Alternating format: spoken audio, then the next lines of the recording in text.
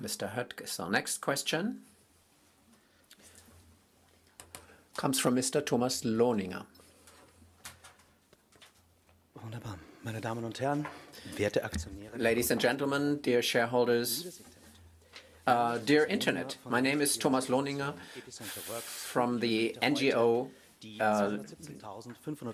and I represent the shares of the Ethical Shareholders Association.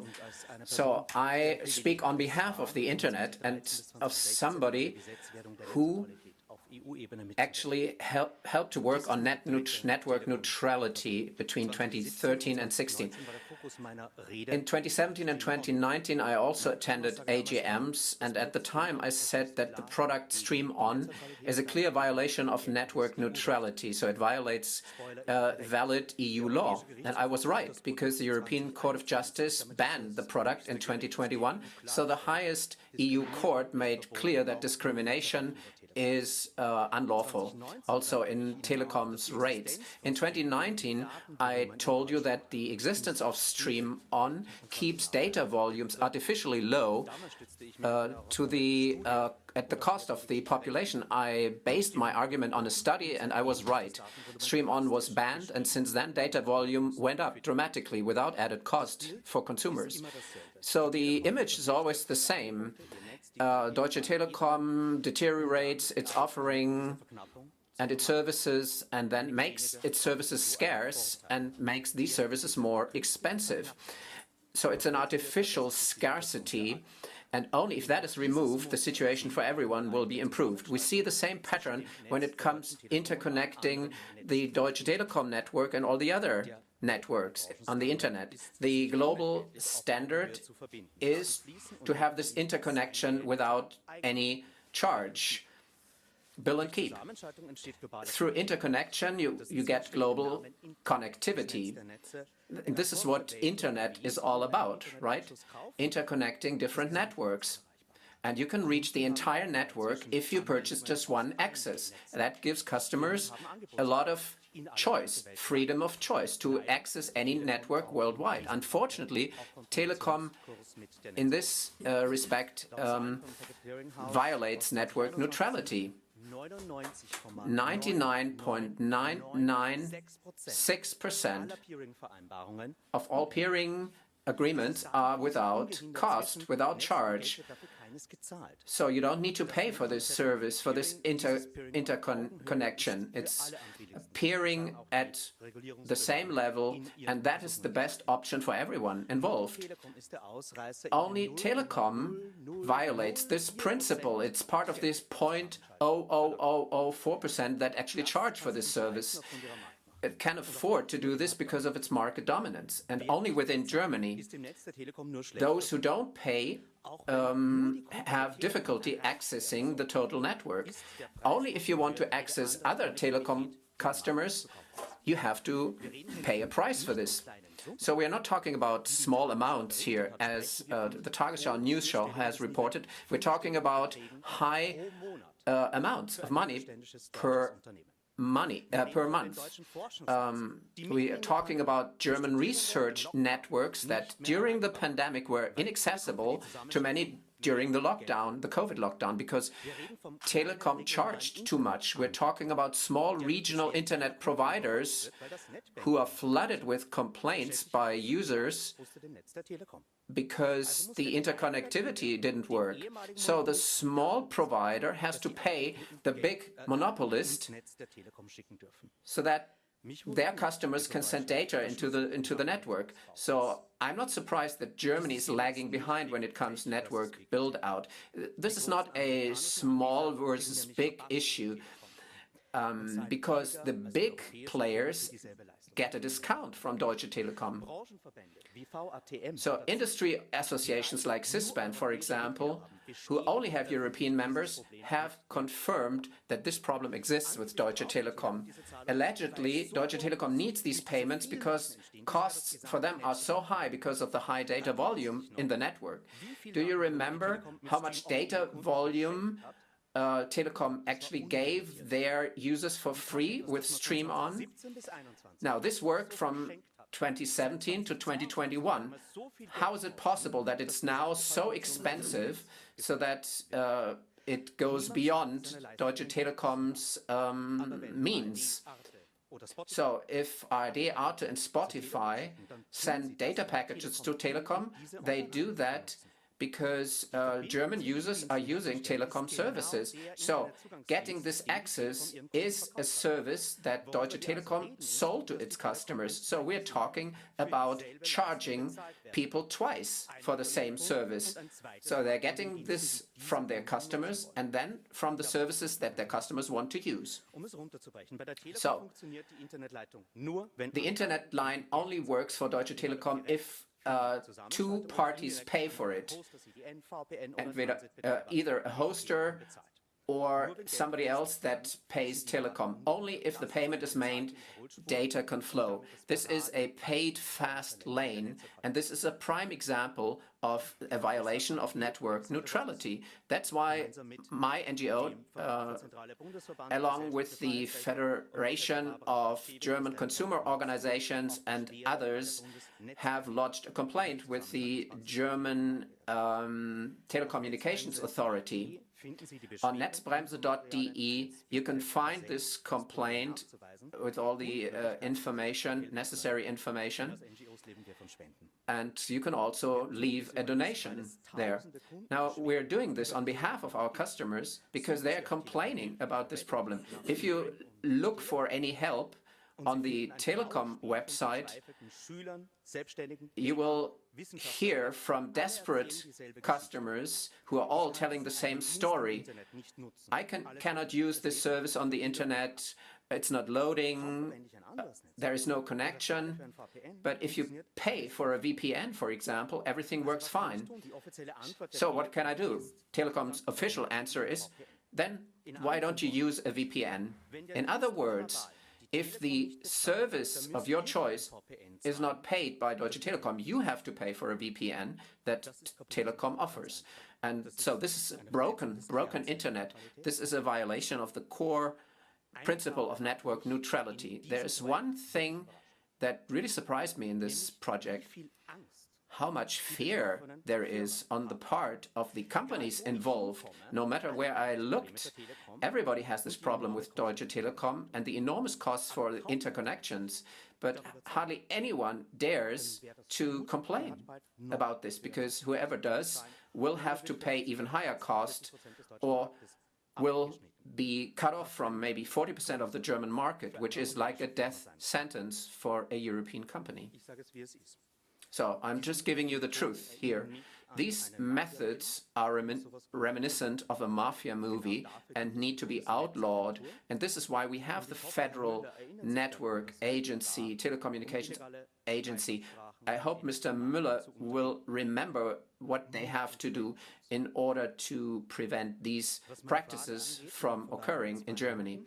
Now, let me ask my questions in the remaining 2 minutes. What is the revenue that Telekom generates from interconnecting networks per country? How much costs were incurred from the dismantling of Stream On? And how many customers, inside or outside the European economic area, still have contracts with zero rating functionality?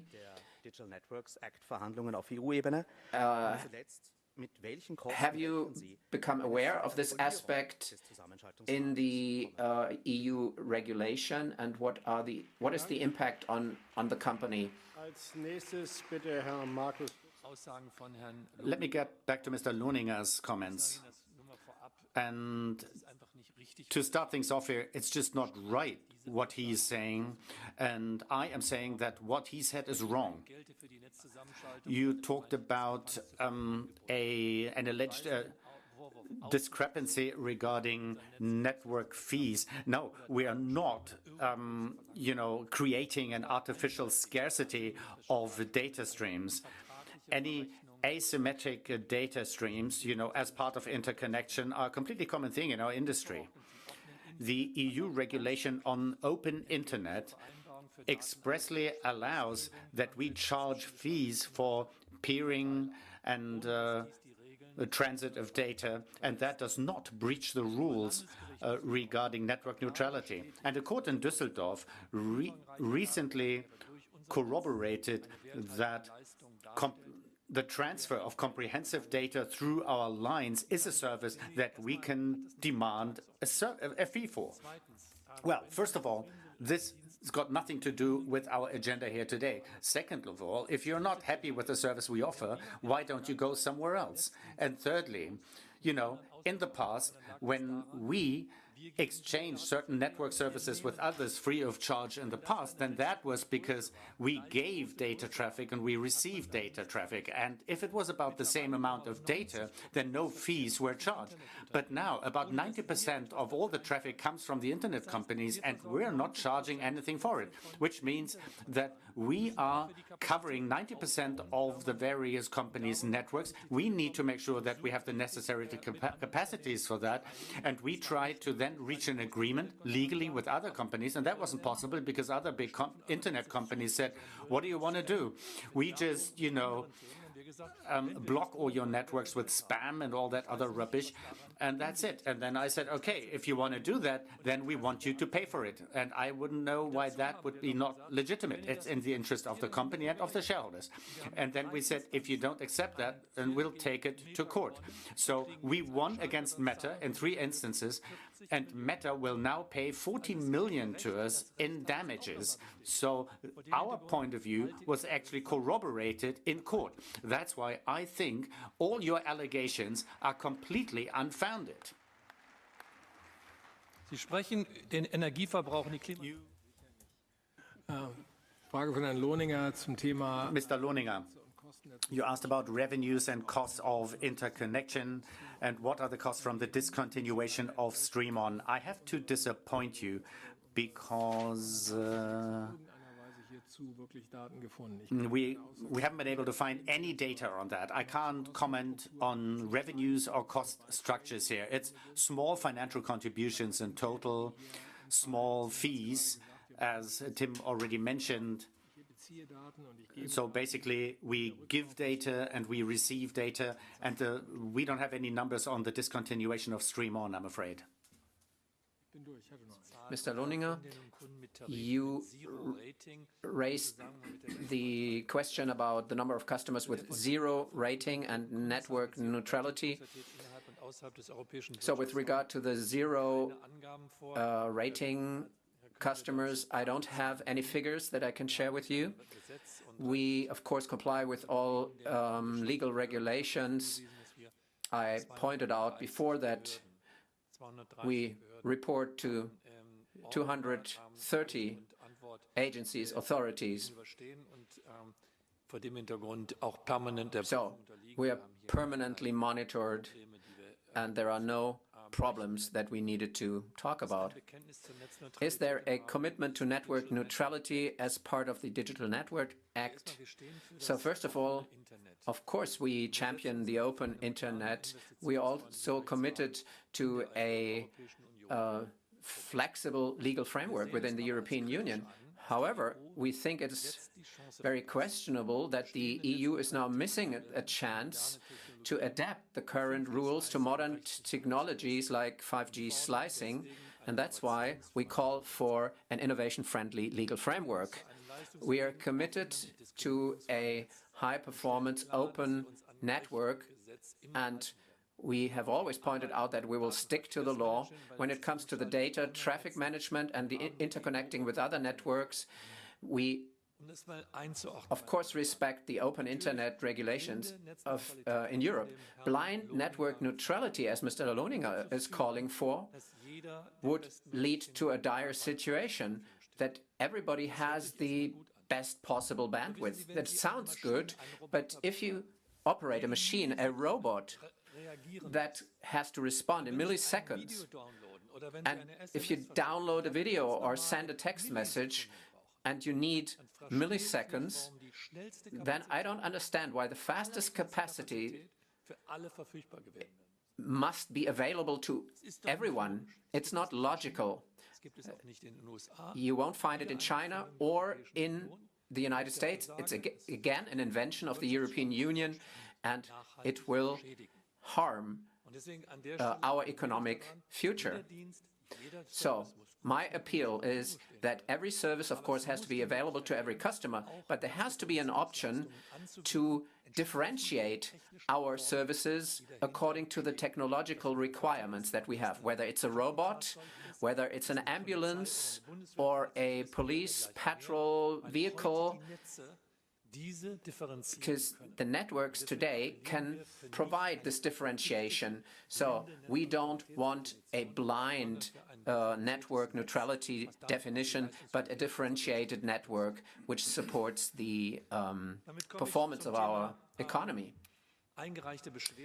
So now let's move on to the complaint that was lodged on this issue. I think I've made a clear statement here. The higher regional court in Düsseldorf has confirmed our legal perspective on network neutrality. So this demand in terms of the fair share when it comes to peering has been upheld by the German judges.